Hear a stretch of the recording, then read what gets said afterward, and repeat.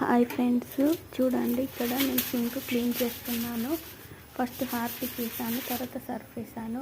Harpic వేసిన తర్వాత ఇట్లా బ్రష్తోని, బట్టర్ బ్రష్ ఉంటాయి కానీ ఆ బ్రష్తోని ఇలా గీకిన తర్వాత మళ్ళీ కొన్ని వాటర్ పోసుకుంటా సర్ఫ్ కూడా వేసాను కదా చీపురుతోని, మళ్ళీ గీకి వాటర్ పోసానండి. క్లీన్ అయిపోయింది. ఇలా 1 వీక్ ఒకసారి చేసుకున్నాం అనుకో మన సింక్ తల మెరిసిపోతుందండి. క్రిములు, బ్యాక్టీరియా, కాక్రోచెస్ అలా ఉంటాయి కదా, అవి